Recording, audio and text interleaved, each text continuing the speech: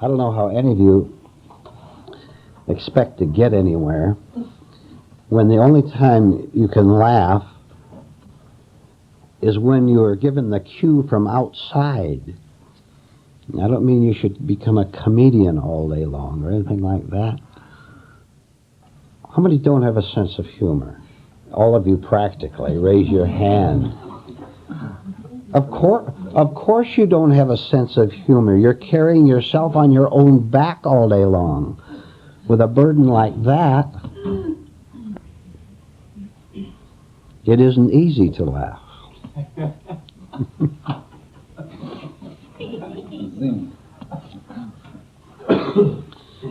Besides, you say, life being what it is, there's nothing to laugh about. Of course there's nothing in your life to laugh about because you're trying to save yourself, which to you corresponds to saving the world.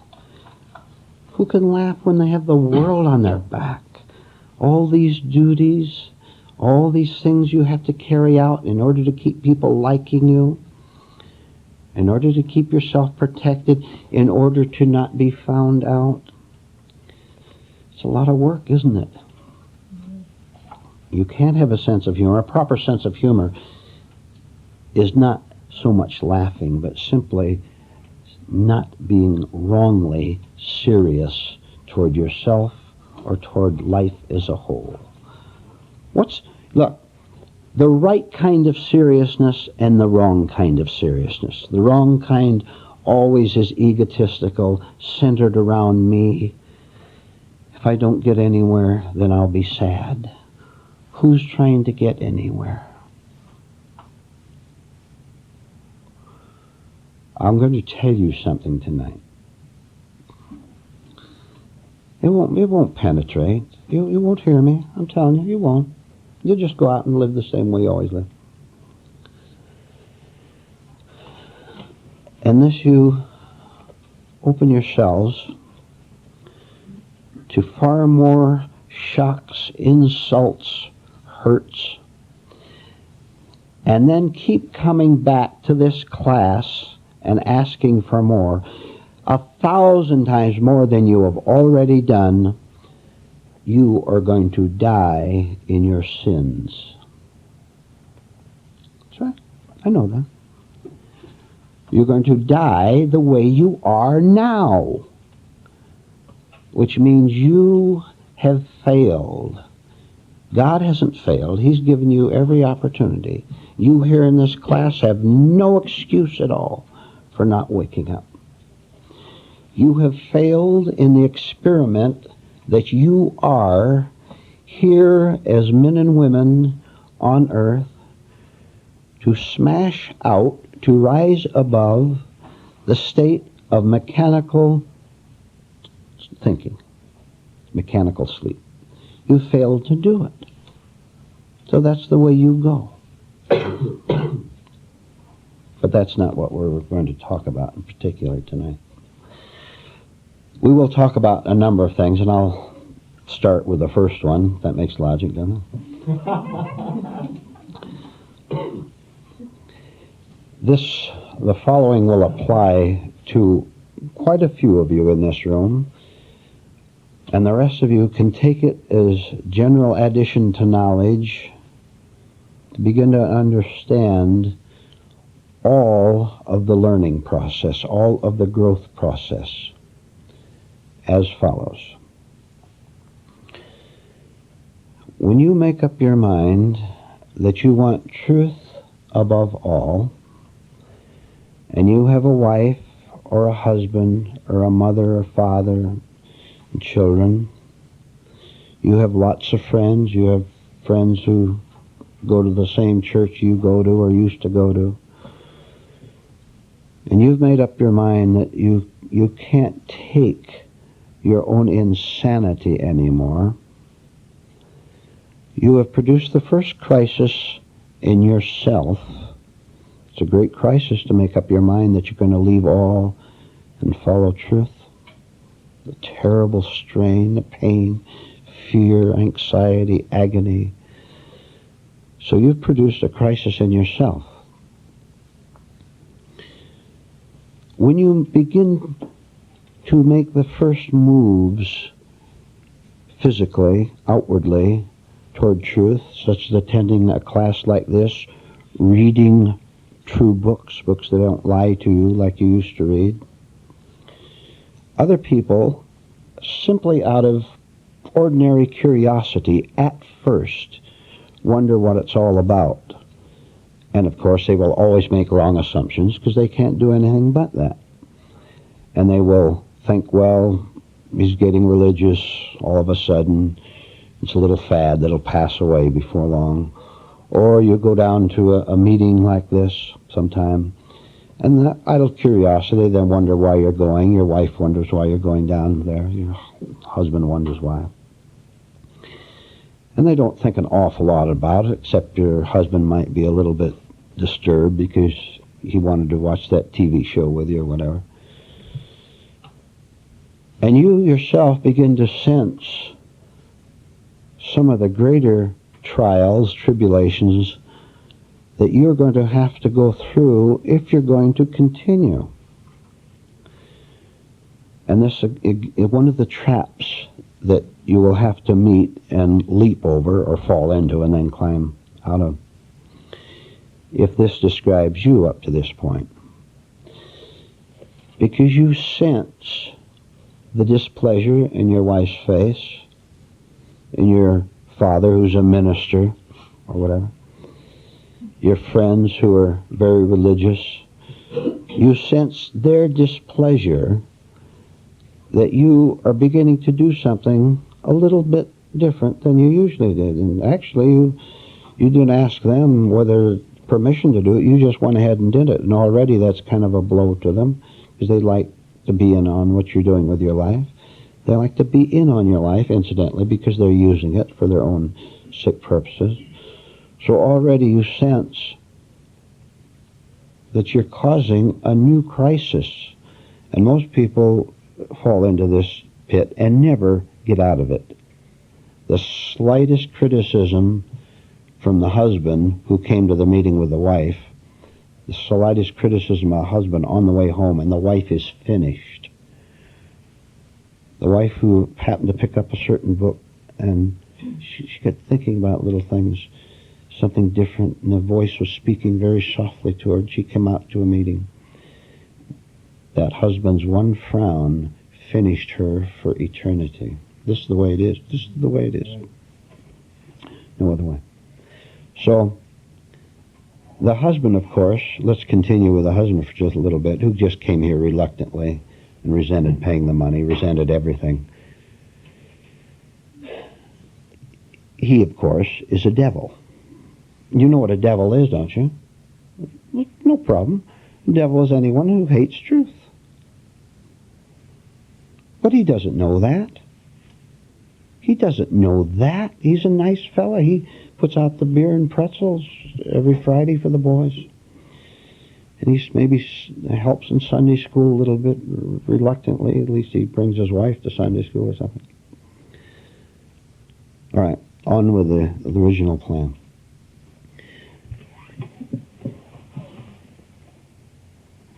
So your courage has to continue at every step, because you're going to continually run into those who want to continue to use you to keep themselves in a state of false happiness. The farther you go, individually, each one of you, the farther you go, the more you're going to cause turmoil inside yourself and in those who don't want you to come here, because this is a threat to their so-called security, to their familiar way of life. And one person out of, I'll just pull a figure out of the air, one person out of 10,000 who starts on the trail even succeeds in climbing out of this pit, because that wife indeed is dominated by her husband. She knows what a temper he has. He could even threaten to leave her, and after all, she has 3 children and no income out. He knows he's got power over her. All he has to do is frown at her. He knows that's it, of course. So you see how difficult it is for her? That's her particular one. Everyone has their own particular difficulties in breaking out. Of course, the major ones being inside of us, because we want to sit back and just pretend that all is well. So you're going to have to keep going in spite of all even the threats, the disapprovals, and the farther you go, the more violent, in most cases, their opposition is going to be. And I've got good news for you at this point. You don't have to, really, God says, truth says, you don't have to listen to anyone who wants to keep you from me. This is God speaking, and this is a fact. This is a very faint voice at the start, and you don't hear it very well, and you don't understand it very well, because you have made a god out of your husband, ladies, or gentlemen. You have made a god out of your beer-drinking friends, or out of your softball games on Friday night, or whatever you do. And so you're not very strong, and you will fall into the pit, no doubt about that.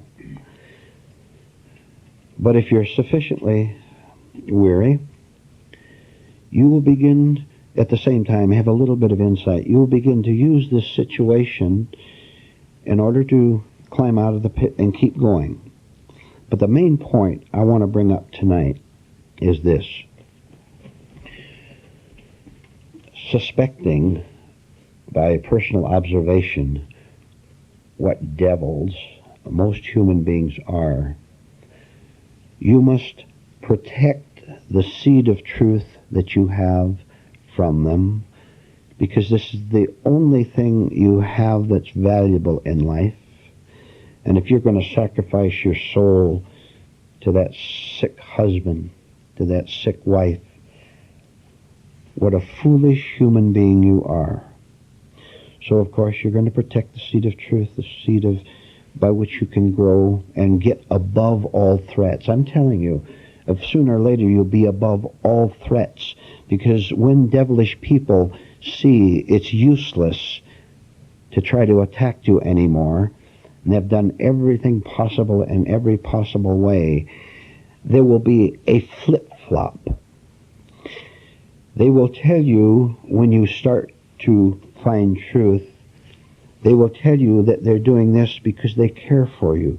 They love you. They don't want you to get into some false group, some false teaching, and you should come back to the Methodist Church or the Mormon Church or whatever. Stick with that. Or with no church, just with the plain activities of life. But there will come a point, if you persist, where the intellectual opposite will have to happen. They are taking the A opposite, letter A opposite, that they care for you, and they're doing this for your benefit, when they're really doing it, of course, for their benefit, because they're getting certain securities from being with you and the life continuing. However, because hatred, violence, bitterness, hardness exists on the intellectual level and exists on the opposite of A, when they see they can no longer con you, win over you, threaten you, when you have made up your mind, the flip-flop from A to its opposite of B will occur. A is pretense of caring for you, which is simply self-interest operating cunningly. B is the flip-flop when they see they have lost, and B is the hatred and violence and the divorce or the kick you out or whatever. See, you will eventually see this happen, and if you're very observant, if this does happen to you, you can begin to see it coming. You can watch the expressions on their face where it used to be sweet talk. It turns into threats. The threats turn into a little harder all the time, then into violence. This will happen if this is with the way it happens with you. You might have a very indifferent husband or wife or friends, but it'll be all mixed up from one level to another. Some will may be violent, some won't give 2 cents whether you leave or not. Now this is very special for some of you because this has happened right in this group, and it will continue to happen. One of your duties is to protect this group, to protect the teacher, to protect the truth from truth haters. This is your work. This is your work. And you'll make a lot of mistakes because you don't really understand what I'm talking about, don't understand it thoroughly. You'll make a lot of mistakes. For example, you might even say sarcastically to your husband or to your wife, well, I'm going to that class whether you like it or not. I'm going. And you're doing a very dreadful thing, a very, very stupid thing. You're giving the devil a target. And if you're real smart, you'll never give the devil a target of any kind. Any kind. You just say you're going to go to this class perhaps because you have a right, they have a right to know where you're going perhaps even. It's the daughter or something like that. You have to use good judgment, and I can't get specific because each of your cases is individualized. But I'm giving you broad rules where you have to, and please do use what little common sense you might have to apply these rules, and don't do dumb things. Back to the point. You must protect this class from sick people who don't want anything to do with it. Be very wise, harmless as a dove and as wise as serpent, or whatever it is. Be very wise in handling people who are hostile to what you are being given here. Be tactful. But above all, because this above all, which I'm going to tell you about, will be right tact, right movements, right action toward them. Above all, for the sake of your soul, you will be strong. You won't let anyone keep you from finding the purpose for which you were put here on earth, which is to transcend ordinary humanity, which is to rise above what you have always been, to being a new kind of human being in whom the cosmic experiment has succeeded. You have evolved above from what you used to be when you were 18, when you were 20, when you were 25. You found the truth that sets you free, which won't happen when you're 20, by the way. It might happen when you're older than that. Are there any questions? I want this to be quite clear because I don't want to get calls, and I've occasionally got calls, and don't feel guilty if it happens. I've occasionally got calls from people, and I could tell by what they were saying that they were directing something toward me as the teacher. I can handle them. I can handle anything. But I want to keep our mistakes down to a minimum. Any questions on this so far? Yes, Pat. Where there are children involved, of course, you wish to be a good household. And it doesn't matter whether you're with them or not, you can be, but it may appear otherwise, obviously. Yes. You still must remain faithful to the strength that you're talking about. Yes. You have incurred obligations, you have children, you must carry those out. You must not. The worst thing, in fact, I wouldn't let you stay in this class if I heard that you abandoned your daily responsibilities toward your wife or children. You wouldn't be in this class. You'd be out if I heard about it. You take care of your wife or children. You can do that while you're working on yourself. And incidentally, this covers another rule. The primary responsibility for the family, for guiding the family, rests with the man. And nothing is more pitiful than a man who has abandoned his responsibility to being the head of the family, to helping his wife properly by being the head of the family, and abandoning his responsibility so his wife becomes the man, and then the home becomes a horror. And I've seen some of those right in this class, a few of them, more than one. where the man, having abandoned his this is spiritual, not just social. The spiritual descended to the social, where the man abandoned his responsibilities on the social level of being a proper husband, a proper father, that is, taking charge of things, making decisions which the wife can't and shouldn't make, perhaps. By all means, and he used the word householder, which is good, and that simply means you doing things right on the everyday family level. You get out there and earn your own living. You take care of your children as you should do.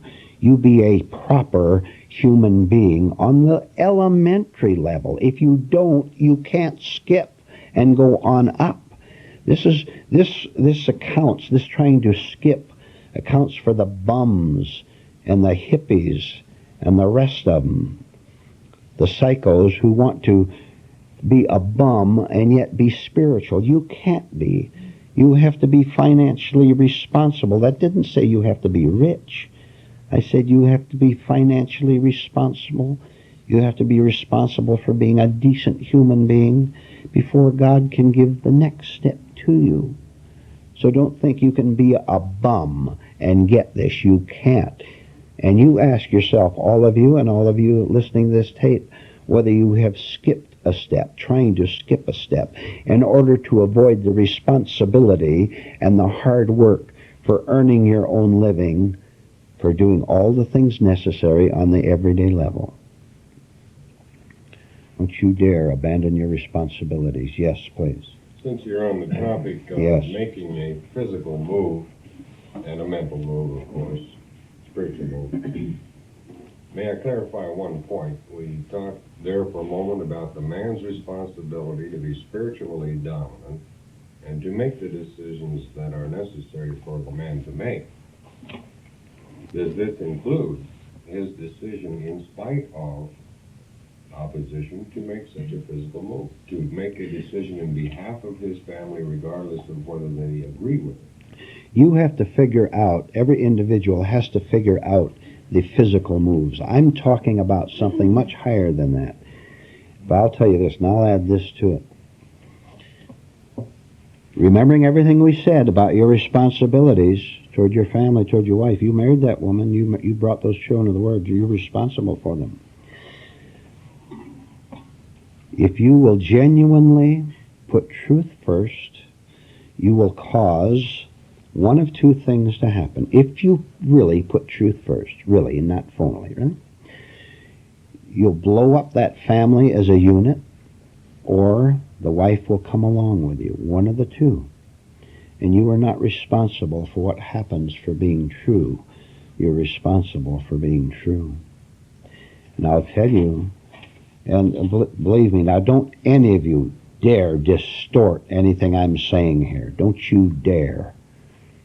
You put truth first, and that truth will give you wisdom in handling that personal family situation you have. Your friends are a lot easier. You can just walk out on them. But it's more difficult making a decision with your family, because including your relatives are going to be in it too, and they're going to be on the side, of course, of the wife or husband who doesn't want this. You understand. You're going to be the oddball, and you're going to have the courage to maybe be called all kind of names, to be booted out maybe, or whatever happens. But you tell your wife, you tell your husband, I am going, and the trouble with all this, you won't be able to do it because you don't even understand what it means to do it yet. You'll do it mechanically, and you'll probably blow something up. But I have to tell you this anyway. You have to begin to get the knowledge. You tell that other person, as best I understand it, I'm going to put something higher than I've ever had before. I'm going to try to understand something higher than I've ever had before. Now, you don't have to study it. I can't compel you to do it. But I want to do this. This is what I want to do. And I might as well tell you right now that I'm going to do it no matter how hard you object, no matter how you don't like it. I am going to do it because this is my life. Now look, dear wife, I'm going to continue to be a good husband to you. That's part of the work. That's part of finding the truth, to be a good husband to you. I'm going to be a good wife to you. I'm going to take care of the children. I'm going to earn a living. But I'm telling you quite clearly that this, and I don't understand, I don't claim to. You see, you're not lying about it. You're not bragging about it. I'm going to put the truth first. And wife, husband, in spite of the consequences, whether you like it or you dislike it, I'm going to put it first. Now that is one thing, dear wife, dear husband, that is sure. Make no mistake about that. You're not going to persuade me away from this. You're not going to say, oh, if you want to get religious, let's go down to the Methodist Church. Those sorts of things aren't going to work. See, if you make it quite clear, if you waver, you're sunk. If you waver, they'll sense your weakness and they will pounce right where you're weak. And they'll try to persuade you. And you, still being very, very weak, could be very persuadable, could you not?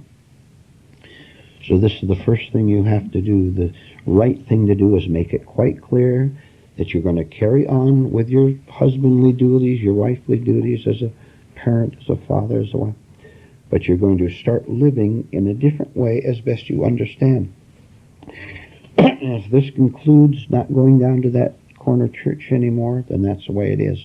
If this includes not going down to the bar for a night down there, as we used to do, includes that. If it means giving up gambling, it means that. If it includes giving up going every week down to the lake with a boat, I'm going to sell my boat, wife, and we're going to do something else. You had better, gentlemen, and those gentlemen listening to this tape, you had better make it quite clear so that the crisis comes sooner or later in its right time.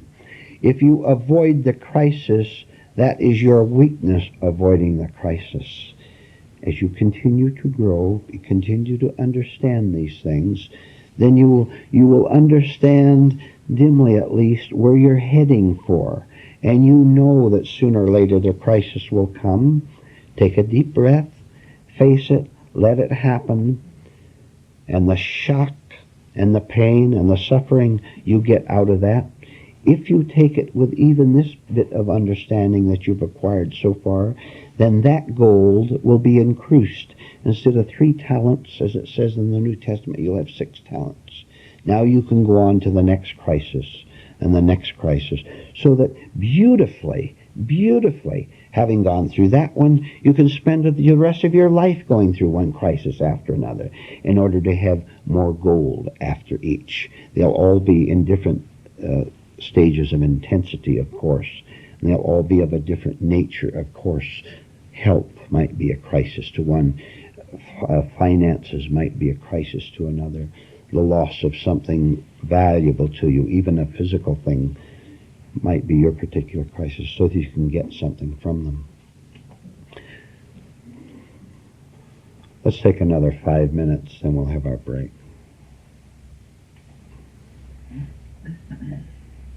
Any more questions or comments? What is the correct timing? Loud and clear, please. What is the correct timing for handling the crisis? There's no timing you can know in advance. It will come to you. The time will come to you when you get to the point where you say, I must put rightness first. This is not just one time. This could happen 5 times a day. I must put what is true, the best I can sense what is true, I must put that first. The crisis will then appear. The crisis will be inward, you know, first, then outward. First with here, you've made up your mind that you cannot live in the middle of this madhouse family with all those mad relatives who keep coming over all the time, and you put on that phony smile of how you're glad they're you're not really glad they're coming over. They tire you out, don't they? Start the crisis inside of yourself. Make it go as fast as you can so you can grow fast. Every time you determine to do what is true, you'll have a crisis. You'll have to make your choice of sticking with what is true or fawning or giving in to all those relatives. And pretty soon you'll understand right signaling. You'll sense it. The signal will start here. And when that big loudmouth, beer-guzzling cousin of yours comes over, you have one? He comes over. You can't keep him coming over now because he's in the mechanical routine of coming over every Wednesday for the poker game.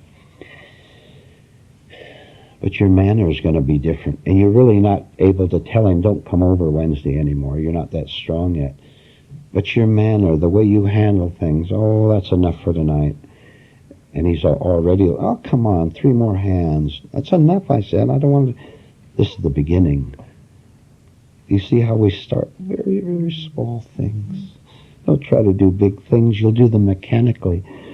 One little action done consciously is worth 10 million actions done mechanically. You had your hand up, Pat. I don't like to say anything after that. That was so good.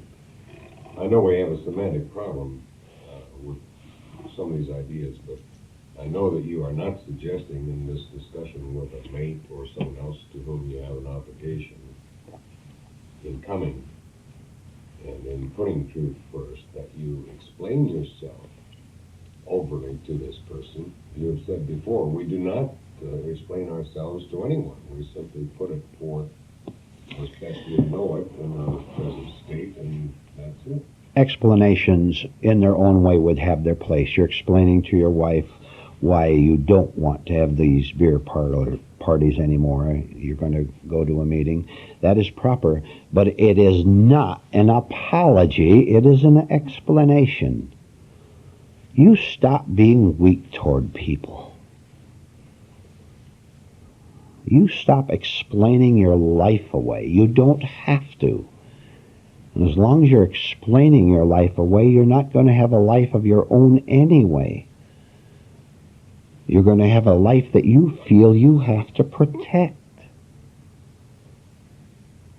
Look at all the energy you wasted explaining yourself to people. The subject has many, many avenues to it. Many. You'll have to go through lots of... Listen to this. This will help you. You'll have to go through endless false guilts before you get out of this particular pit. This is just one pit. You understand? Out of 1,000. How about the religious hold that organized religion may have on some of you? That's another pit. Endless false values. All right, let's take a break. We'll continue when we come back.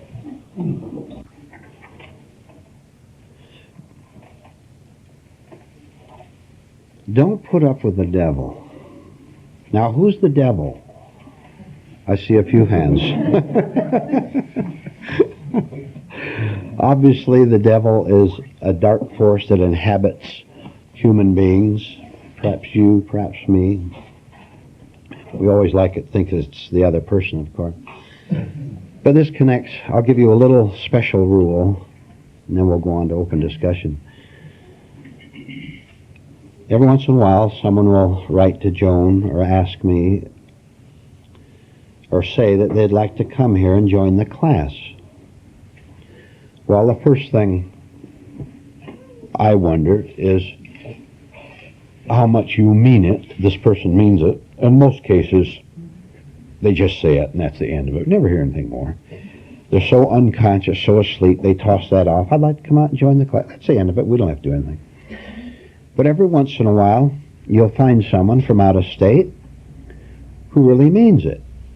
And that has to be divided into 2 classifications. The sickies and those who have a chance. And it's divided, a little of each. Those who have a chance come to the class, maybe move here. Some of you have done that. And others will continue to do it, no doubt. And you continue to come and you submit yourself to the discipline of the class. You know that you have to in order to get the gold, and that's what keeps you coming here. You know you have to give up something.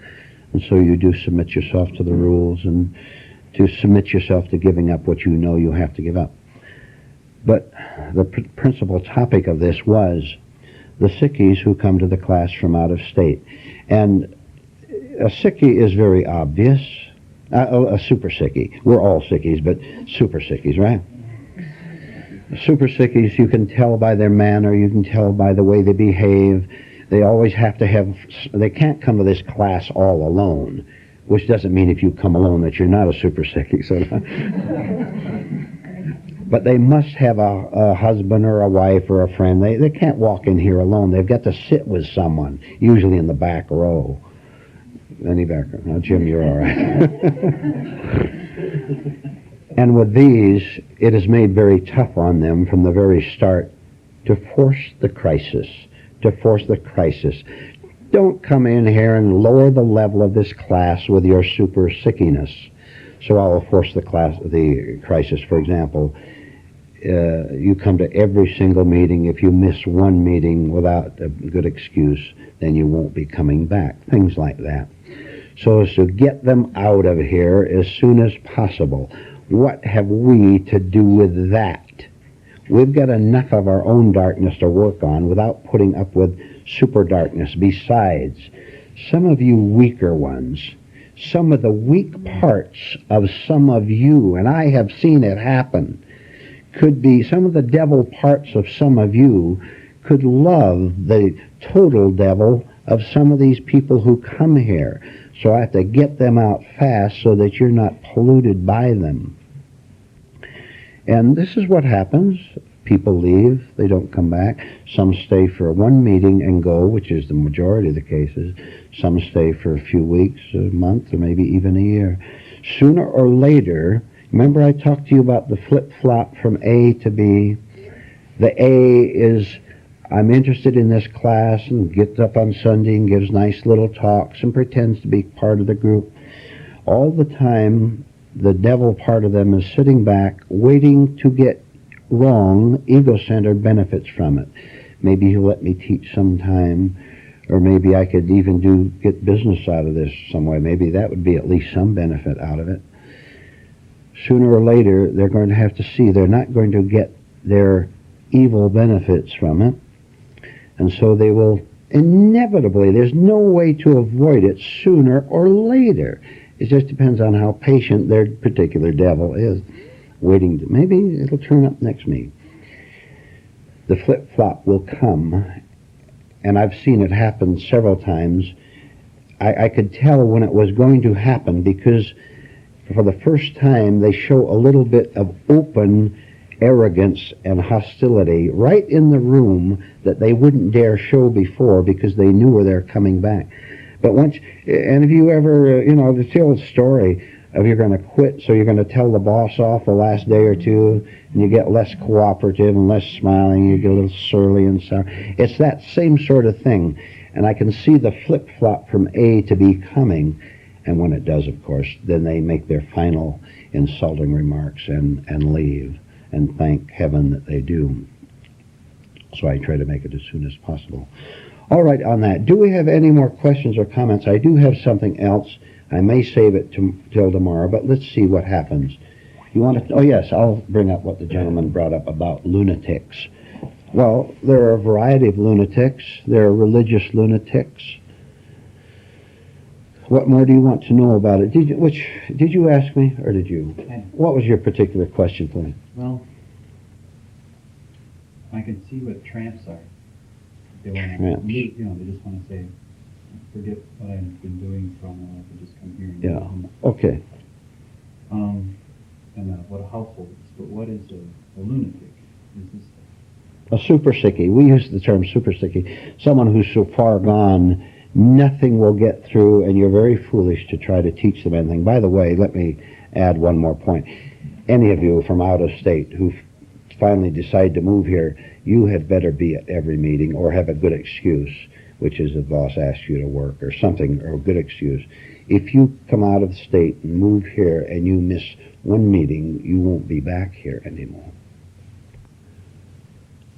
You want your way? You want your way? Well, you're welcome to it. It's all yours.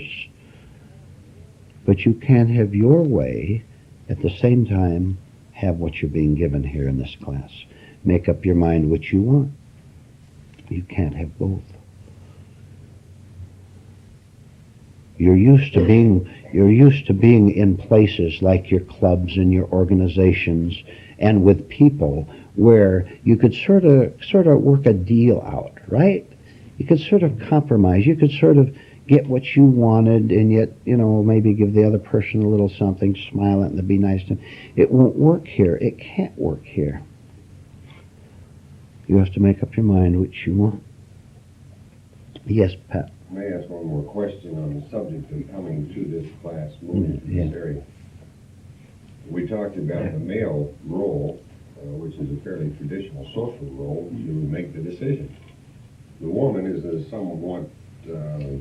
she's at somewhat a disadvantage if her husband has employment in a certain place and is making a reasonable living and providing a good household. She wants to come. What does she do? Don't you understand something? Don't you understand that truth is totally powerful, total wisdom? Don't you know if a woman found herself in a position where she had a cruel, domineering husband and she had no way of earning a living and she had several children and she finally got a glimpse of truth, don't you know? Who do you think is the smartest, God or her husband? Who do you think? Are you atheists or something that you're not giving God all power, all wisdom? Don't you know that if she wanted to begin to study, she could do it and be a very, very clever person, rightly clever person about it, not offending a hostile husband who doesn't want these things, which does not mean she's compromising? Don't you know you can work right in the middle of a social hell and grow out of that hell? And at every step, truth would show that woman how to behave toward that husband, how to handle things, so eventually she would be free of him, either physically or psychologically or both. Don't ask me about your case or your case or your case. I'm telling you about the power that will handle your case, which is different than his case. I'm astonished at you. Where are you giving power to? To the mind? To the intellect? To reasoning? To logic? That wife doesn't have to sit there and think to herself, should I do this or should... Listen to me. You don't know this, so I'm going to tell you. You don't know that wife and you also in your case can think from way up here, which understands everything. How to handle the husband, the wife, the finances, the health, understands everything, but you don't know that, so you're not understanding me now. You don't know what I'm talking about, but I'm trying to tell you this. What I'm trying to tell you is don't give power to logic, to thinking, to figuring things out. Figuring things out belongs to whether you should water your lawn today or tomorrow, to whether you should buy 2 loaves of bread or 1. That is where figuring out belongs, because it's on the everyday level. You can't figure spiritual things out. All you can do is give up trying to figure them out, and then you'll have the answer. Who is trying to figure out what to do with that husband or with that wife or with that employment? Who is trying to figure it out? You must figure out, should I move here or there? But if your false sense of self isn't involved, there is no problem. You take this insane, poverty-stricken world, made poverty-stricken by poverty-stricken spirits. You take this world and don't think this is compromise, what I'm going to say, but simply understand it. You do the best you can in a world which has destroyed itself and does it every day. You do the best you can.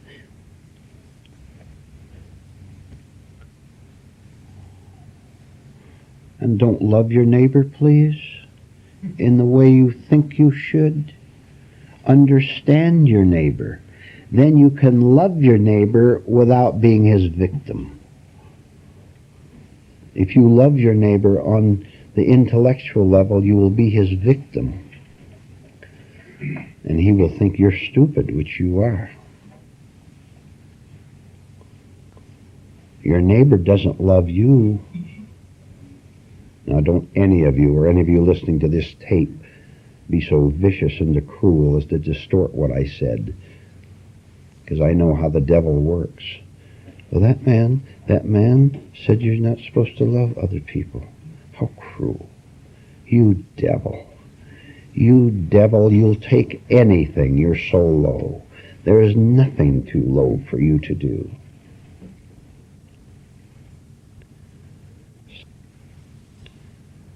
Someday you'll see that, and that'll snap you out of it. You notice I never say a word when someone comes to talk to me. I'm always the listener, because you're always the blabbermouthery, because you've got something that's so desperate on your mind that you can't remember the instructions you were given 5 minutes before to watch everything you do, including coming up here and telling me about your hot water heater. Now watch. It'll happen again. It can't fail. But the point is, you watch how you're so asleep, you can't remember that you come up here and the center of the conversation is you. You might even masquerade it to include me, which doesn't fool me. I know that you're talking about me relates to you and your self-interest. Watch. This is the beginning of your shock, if you will permit the shock, but you won't. You're afraid of it. You have to have a lot more courage to begin to be pained by seeing what and who you actually are. Okay, that's the meeting. Good morning.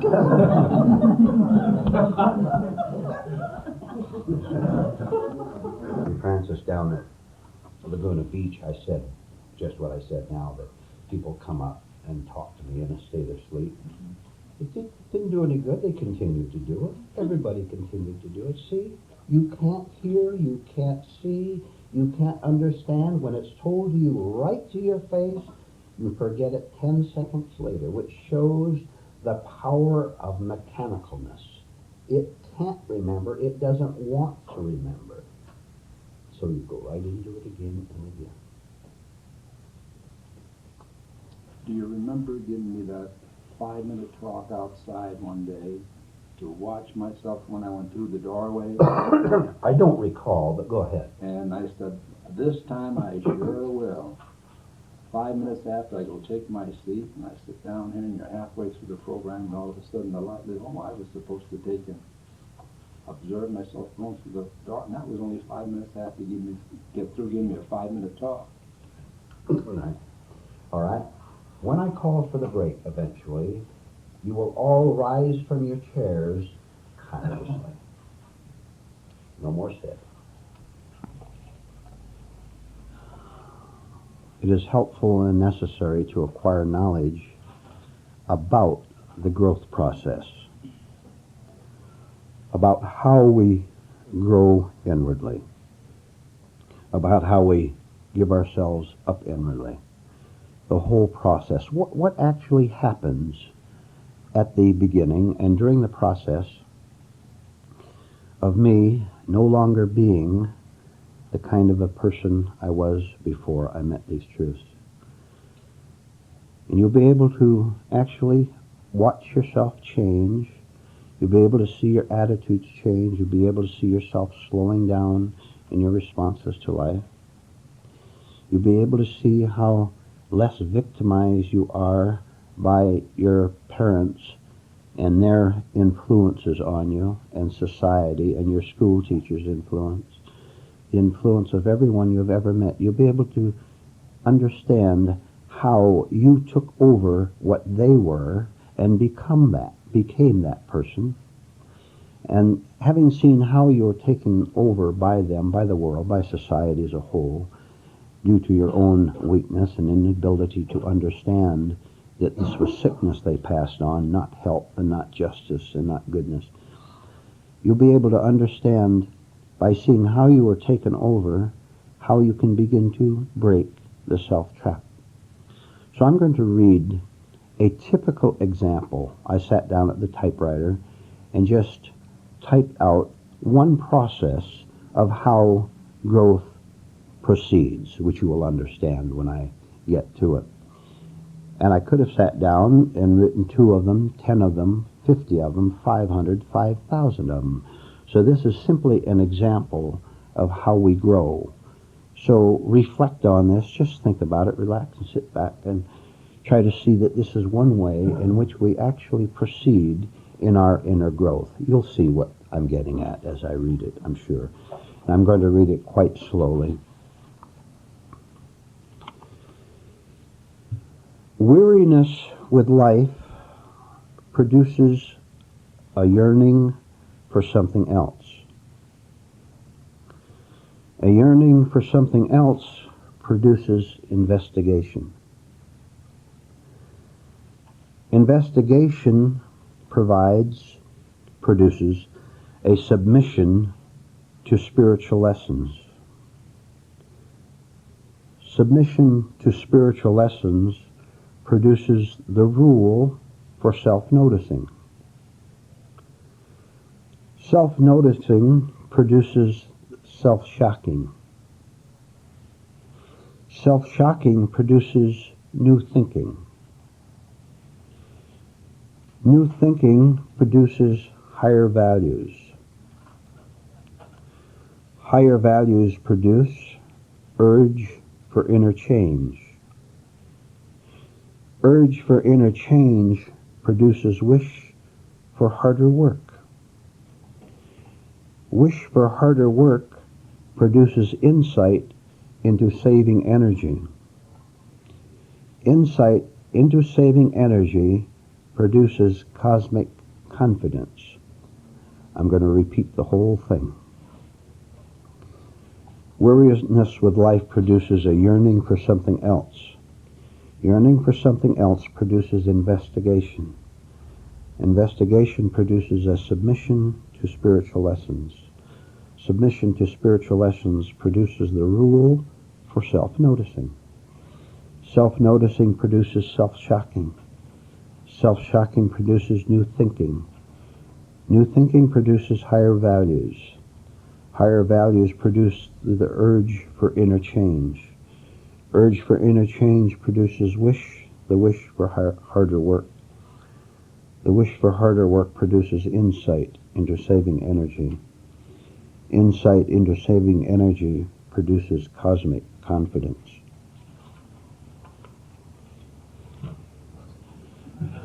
Which describes how one right effort, one small success coming out of that effort will lead you to the next step. You are never abandoned along the path. So if you'll make an earnest effort to take any one of these steps here, take the one for self-noticing. We've talked about that endlessly. We've called it self-awareness. We've called it self-remembering, the whole thing. If you begin to notice yourself, then at the proper moment, if you come up to talk to me, as we explained earlier, you come up to talk to me, you will notice that in actual fact, what you were told is true. That is, when you talk to me, or to anyone else for that matter, you talk from self-reference because that's the only way you can talk. There's nothing there but this invented self, this false personality, whose only occupation and wish is to talk about itself, to promote itself, and protect itself.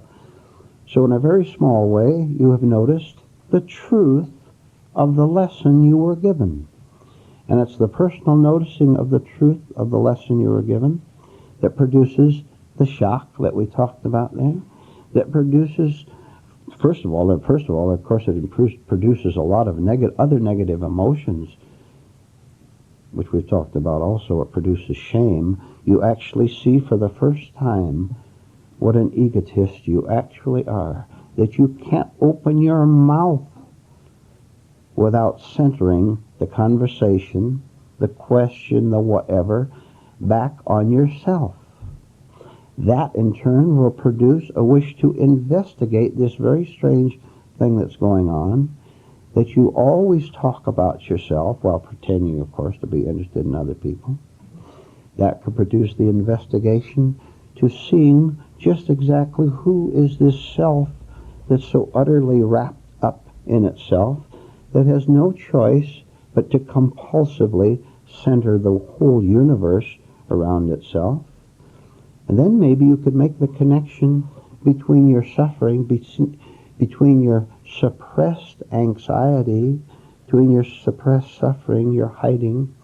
You could make the connection between this supposed self and the fact that you are very uneasy with yourself. You're uneasy with yourself all day long. And then you could connect that with a hope that you hope that nothing that will come up that will arouse this uneasiness to a greater intensity. You can connect that with the work rule that you must indeed expose yourself to positions, to things which are already in there already, to where you can get a greater shock. Remember, one of the basic rules is to increase the intensity of your pain. Look, instead of outward events making you mad, making you indignant, making you shocked and disappointed, instead of waiting for exterior events to do it, getting fired or getting insulted by someone, why do you wait for them and waste the time that you have here on earth to become a new person? Why don't you deliberately be in an attitude of saying, I'm going out into this world today, in one way or another, down at this place where I work, or down at the supermarket, or down on the boulevard, or right in the own home for that matter. I'm going to be in a state where I'm going to watch what happens to me as a result of meeting that person, or getting that letter, or watching that newscast on television. I'm going to deliberately invite my own disappointments, which are already there waiting to rise up. But instead of waiting for the outer challenge, they're all right too, but those are accidental and you can't depend on them. You can depend upon yourself meeting every event with full shock, thereby grow a lot faster. Because if you don't take this step of inviting the shock by not protecting yourself, then you can't go to the next step here. And watch how you are blocked right here in this class by only being able to take one small step of acquiring knowledge. That isn't enough. That's a very small step, acquiring all the facts of what you must do. But doing what you must do is quite another thing, because first we don't want to do it, and all of us are very, very lazy. All of us want to sit back and ask questions. In class, that's easy. Then once you end with a question, then you've left it to someone else and he can do the work. Have you ever thought of taking the next step when you have a question of some kind about life, seeking out the answer for yourself? That will produce the shock, because it's easy to sit back and say you're going to pick up the book. Sometimes don't pick up the book, but begin to rely on what's already inside you, all this knowledge plus the sleeping kingdom of heaven within. Put those two together, and you'll produce a third result, which will be, call it what you want, higher understanding, cosmic consciousness. But the point of reading this to you was to simply show you how pleasantly, nicely, logically, you can proceed from one step to another in self-growth. And that's all I'm going to talk about on that particular subject. And you can ask questions and make comments now if you want. Did you have a question before the meeting that you'd like to ask now, Anne? No, I'm going to find out for myself. Okay. So we're in open discussion from now on. So you'll have to do a little work. What is your state right now? What are you thinking? What are you feeling right now? What is it? That's the important thing.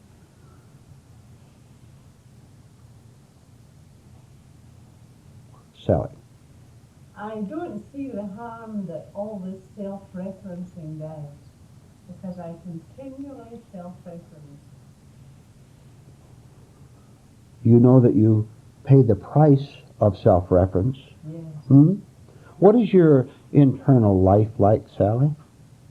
Describe it to us, briefly. Did you expect me to go into that quite so much? I really don't know what my internal. Yes, you do.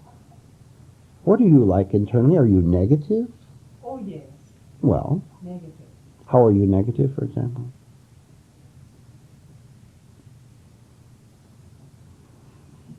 I would say being impulsive, apologetic.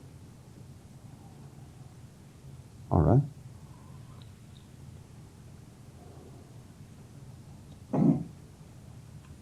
Something in me is very critical, but as you talk, I've also had the feeling in observing myself like I'm in a gold mine, and all of a sudden I start digging nuggets, one after the other. Oh my God, let me keep digging, but you keep talking, because all this is going through my mind at a tremendous pace, but I'm absorbing all that and saying, oh boy, give us more, because we all need it. Okay. Pat, then Dorothy. I lie to myself constantly. Even How? Here in this class, How? I lie and say that I understand what you're saying, and I know that I don't do what you're saying, so that's a lie. I lie to myself and say that I'm a nice person, but I know that I'm hateful and angry. I'm constantly lying to myself, and I'm constantly chattering to myself in this lying fashion. All right. Hold it a second. How many of you are, how many of you are loaded with rage and fury at times? Very often. Rage and fury. Do you think that can enter the kingdom? Do you think that there's rage and fury in the kingdom? Which do you want? I'm telling you, now you listen to me. You will die in your sins, as Christ said. That is, in your rage and fury, as long as you prefer that, false life to something which you don't as yet understand, but which you can proceed toward. You don't know what the absence of rage and fury is. You do know what rage and fury is, not only because you experience it, but because you are that very state. This is all you have. Don't you think that you're even partly spiritual? You're not. All you have is a start of the acquiring of knowledge, which is a good start. Try to find out why you hang on to your rage and fury, and you'll get close to what you have to give up, to what you have to surrender, and spend the rest of your life doing this. Go ahead, Dorothy.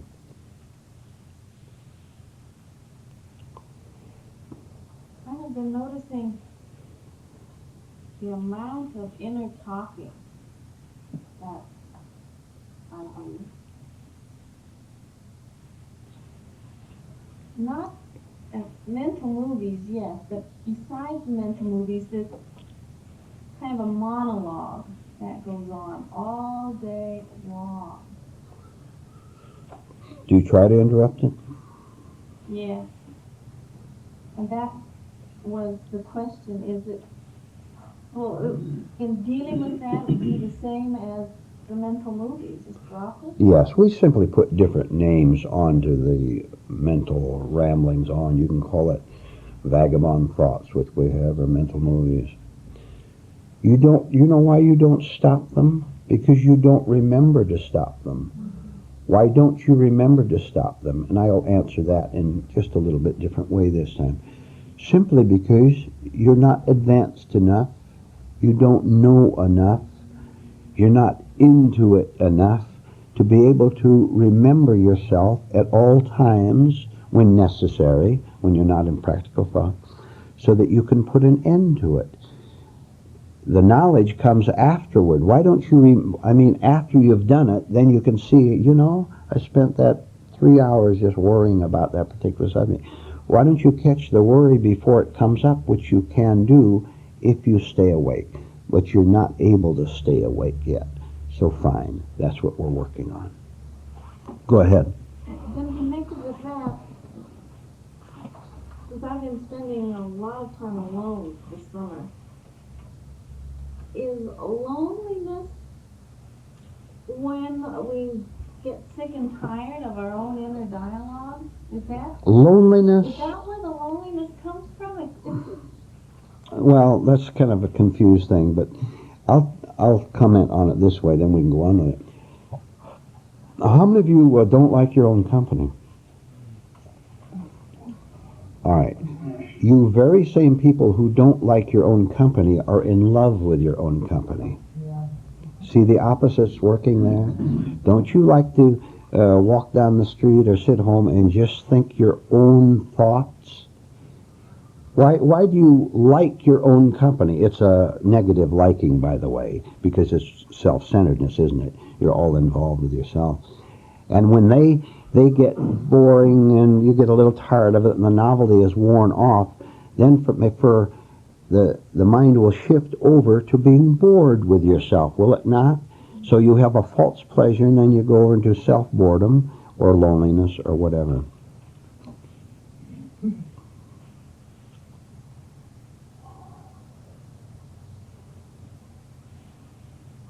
I'm giving you a special lesson this morning.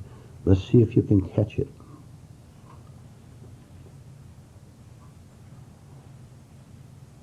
It has to do with the absence of the familiar.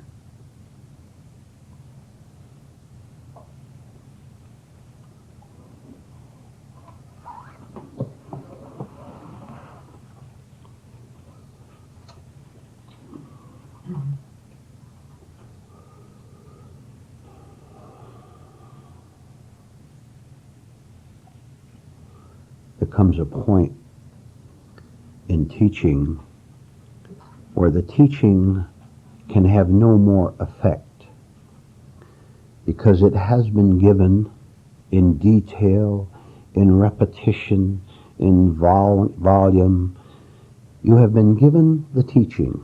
All of you here, except perhaps those of you who are new for the first time, all of you have been given the knowledge of what to do. You know what I do?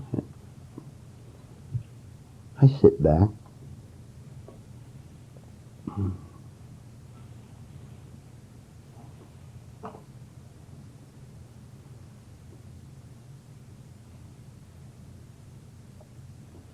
problem is, you want to sit back. You want to be fed. How about feeding yourself once in a while?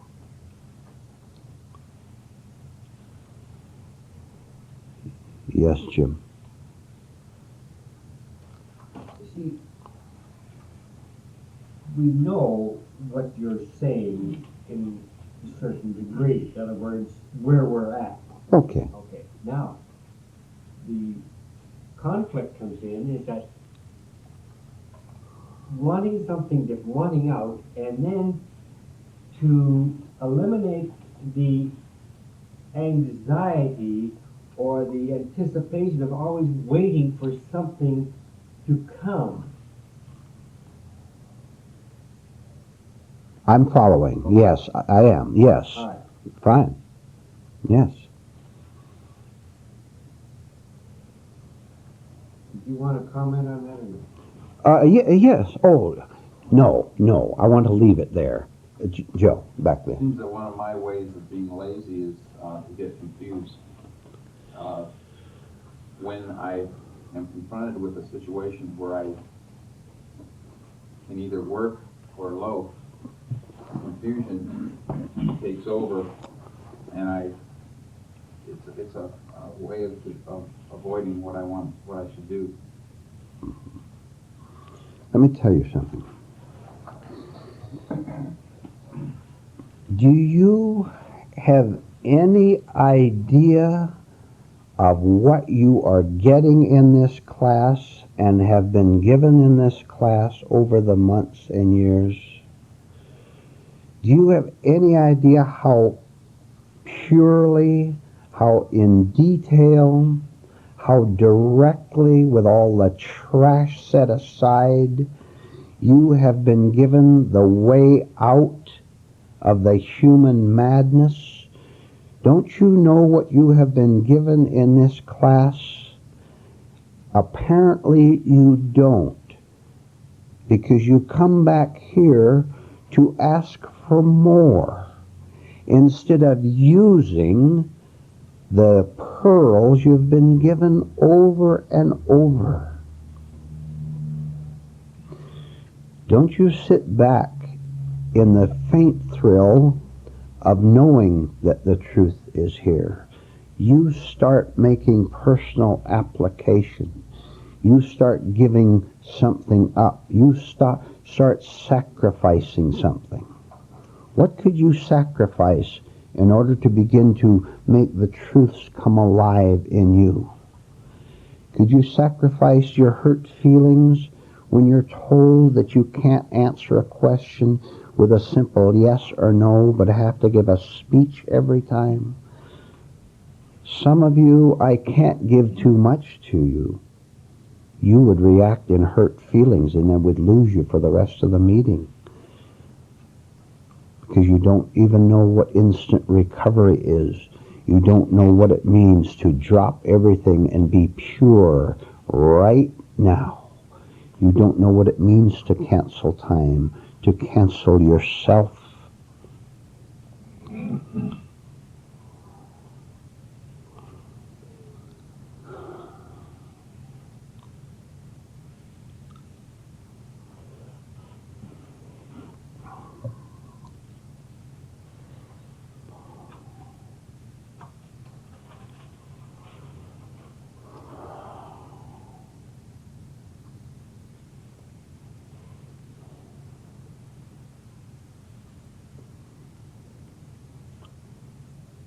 What are you feeling right now? What are you thinking right now? What's going through your mind? Look at it. Don't do anything with it.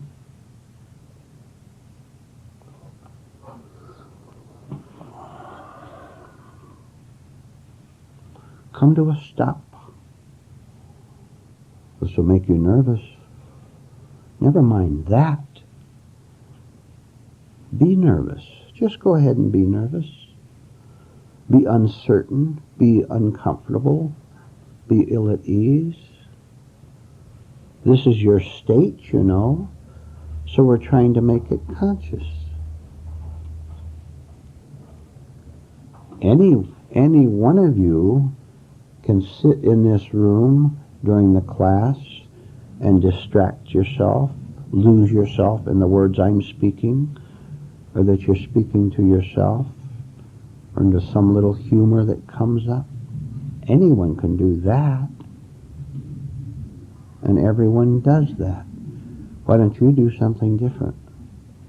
Why don't you come to a stop and sit here very alert, very attentive,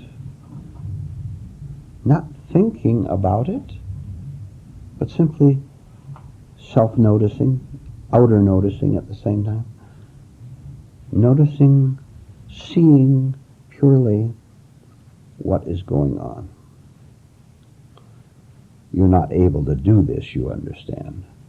I'm setting this up as knowledge of what you can eventually come to, if you'll do it. How many of you are sarcastic? Let's see the sarcastic people. I order you to never again be sarcastic toward anyone.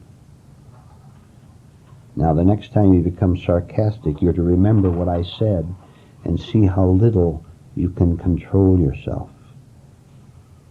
How the sarcasm, controlled you.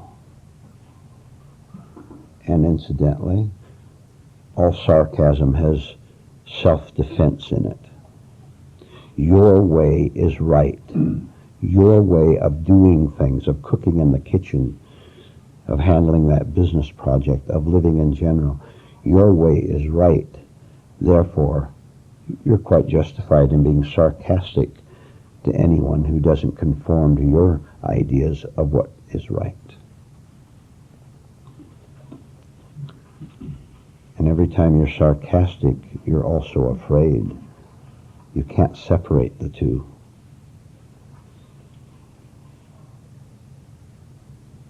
Now, I just said that you're to drop sarcasm, and I give you the order to remember the next time you're sarcastic. I've seen many of you in this room that way. Very, very quick, small ways. And I suspect that when you do it in a small way here, that you'll do it in large ways out there where no one is noticing you, no one in the class is noticing you, or I'm not.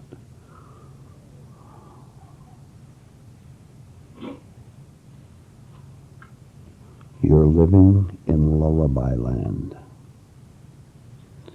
And you're dreaming the dreams of lullaby land. You're dreaming right here in this class.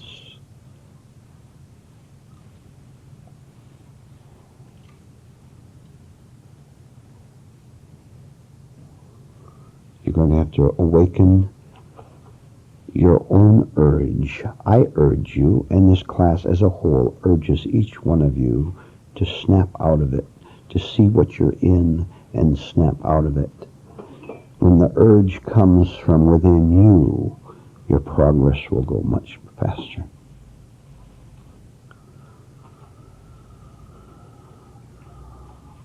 You can lean on this class. That's proper. This is right instruction. This is right dependency because you're leaning on the truth itself. What a marvelous thing that is, to lean on the truth, to depend on the truth.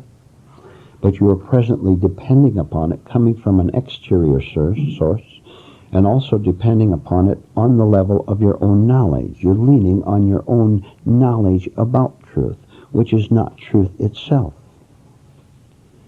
So you're going to have to go beyond the quotations, beyond the book, beyond the word, beyond thinking about these things, which will come as you begin to suspect that knowledge is not being, knowledge is not essence, knowledge is not understanding with a capital U. See what you've been given in just a few words? There it is, right there. I said you have to go beyond being a quoter who talks about knowledge. Organized religion and unorganized religion does that. In their books and in their sermons and in their Bible classes. Unchanged human beings talk about God, talk about spiritual topics. We are not going to fall into that trap.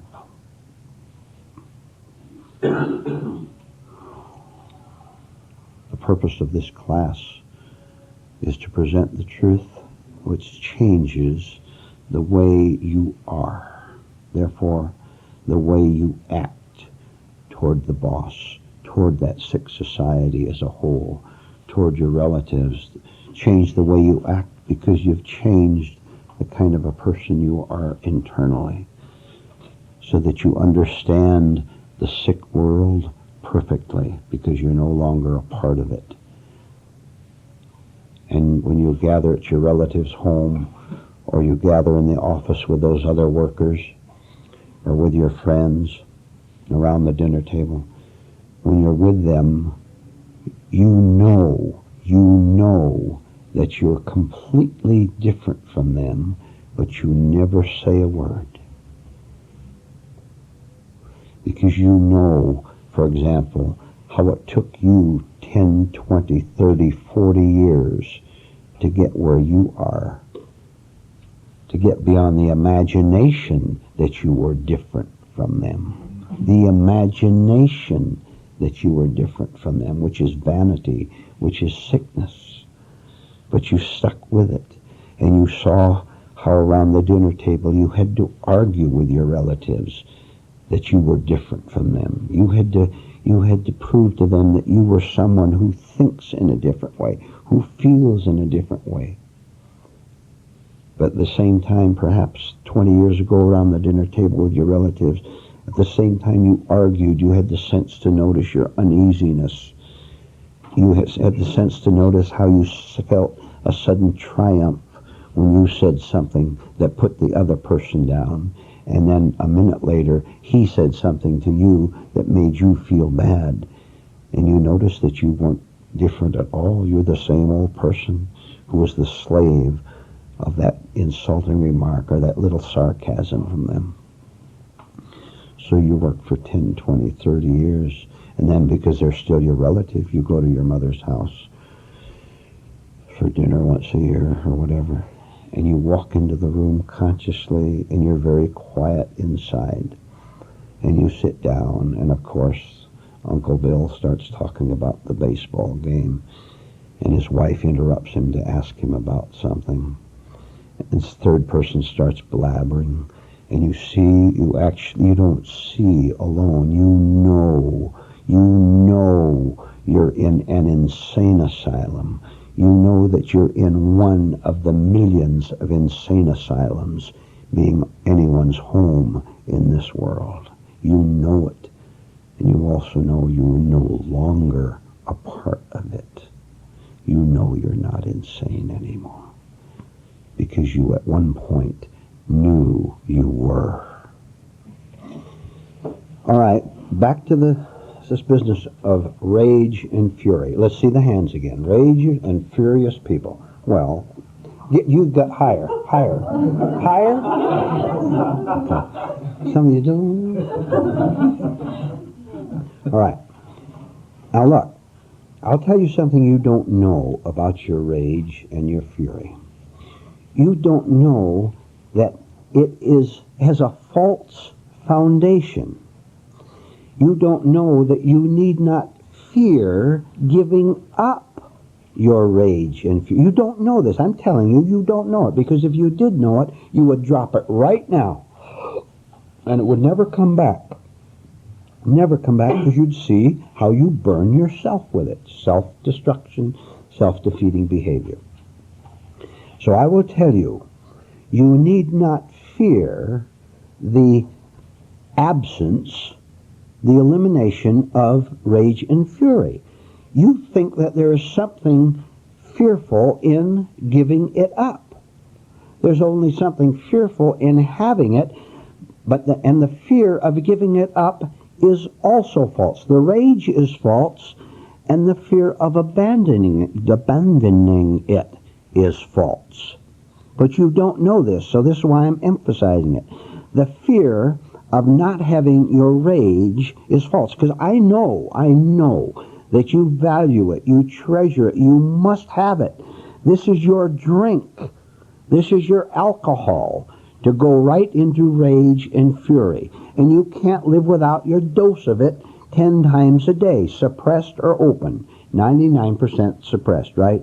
Unseen by other people, or they'll bop you back if you get rageful toward them. The point is simple, and I'll leave it at this. There is nothing fearful in you simply giving up the weapon of rage in order to handle a situation that threatens you, that bothers you in some way.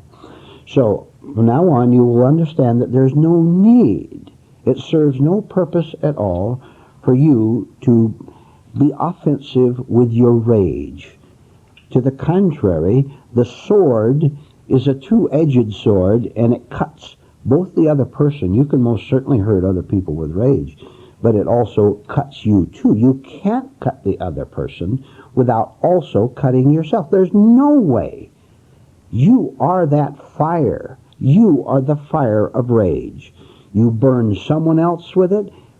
Secondly, because you're already living in the hell of the fire yourself. Get rid of it. This is what real morality is based on. Extinguish your own fire of rage so that it no longer burns you. Therefore, if you don't have a fire in you that's burning you, there's no way that fire can burn someone else, right? This is true decency, innocency, not having the fire in you. All else is phony. All other morality and goodness and decency is phony, calculated to get something from the other person, which shows how little this person knows about life.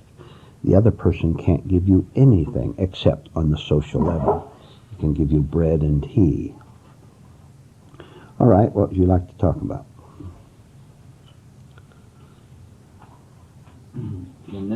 Along this line then, Vernon, what would be mechanical morality?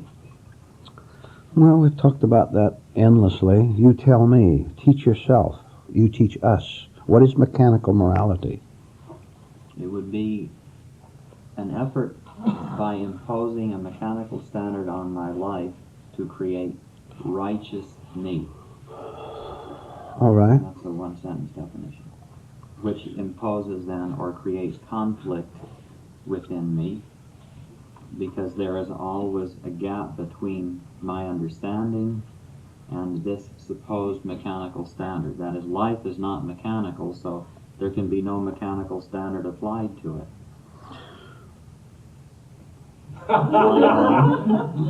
It's coming on. So, to be conscious would mean then to deal with life on its own terms now, freshly. But in order to reach the state where we can do that authentically, we must first abandon the crutches of all these self-splitting, self-conflicting standards of so-called morality, which are false, period.